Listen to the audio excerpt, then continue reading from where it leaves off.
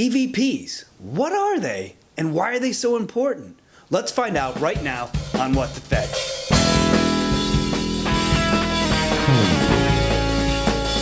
Hey weirdos, I'm Grant. This is the first in a series of 5 videos where I discuss EVPs. A lot of investigators tend to focus on visual evidence. They're hoping to catch that one piece of evidence that will convince the whole world of the afterlife. But my favorite type of evidence is audio evidence, EVPs. Why?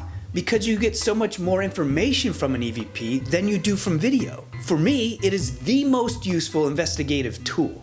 Remember, my goal is to help people, not prove the existence of the afterlife. So what I am after is information that I can use to help people, both alive and dead. And EVPs can be chock full of it. But what qualifies as an EVP and what doesn't? I've said it before and I'll say it again. EVP stands for Electronic Voice Phenomena. It's when you capture a voice or a noise on an electronic device that wasn't present at the time it was captured. Despite the hundreds of times I've replayed the clip of me explaining what an EVP is on Ghost Hunters, people have gotten into the habit of using the term to describe any and all paranormal audio. But that's not how it works. If you're investigating and you hear a noise with your ears, or you hear a noise with your ears and you record it, that's a disembodied voice, not an EVP. It's not an electronic voice phenomenon without the electronic part.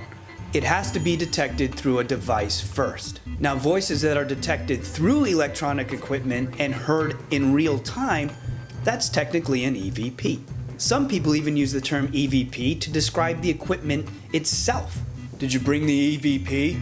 Or, hey, I caught it on EVP. Or, you want to do an EVP? Or, whoa, I got attacked by an EVP. A lot of people talk about the classification of EVPs, using classes A through D, even G and R sometimes, to define the quality of the EVP. With the A side of the spectrum meaning crystal clear, moving on down to D, G, and R, which basically classifies it as garbage. I don't have a problem with these classifications, but there aren't really any standards. For me, there are 2 classifications of EVPs, discernible or not.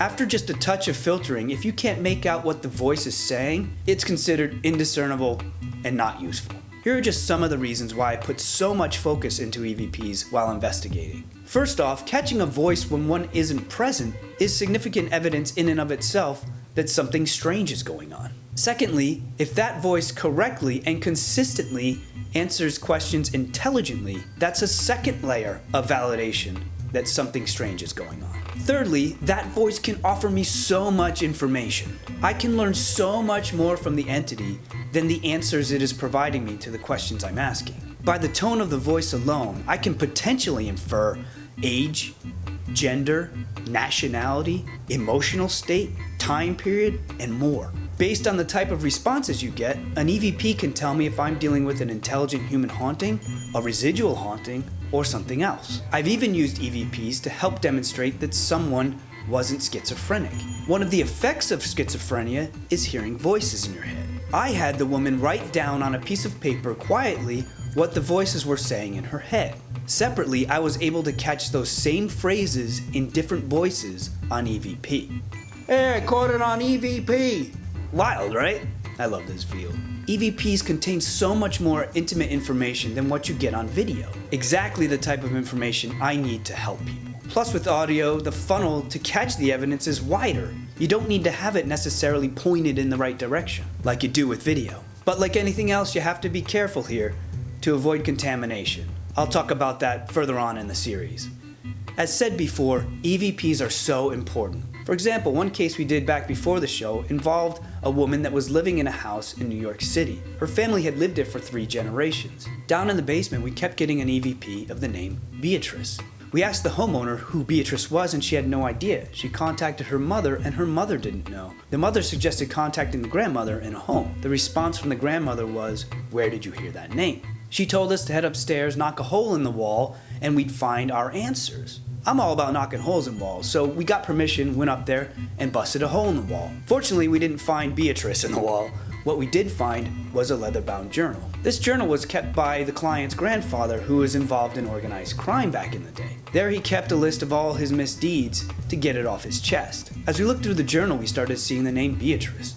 Beatrice was the name of this guy's mistress. Well, he got her pregnant and she was gonna squeal, so he had his goons put her in a pit in the basement and cement it over.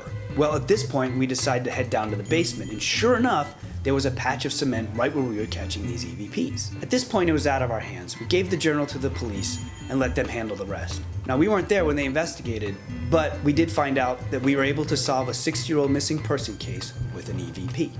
It's powerful stuff. Well, there's a lot more to talk about with EVPs. Stick around. Further in the series, I'll get into what type of equipment to use. Active EVP versus passive EVP. Some tips and tricks on how to talk to the entities and how to analyze EVPs. But what are your thoughts on EVPs? Do you have a special setup or technique that you could share with the class? Share the wealth. Leave a comment down below and let us all know. Don't forget to like, subscribe, and hit that notification bell. Thanks for stopping by, guys. Stay weird.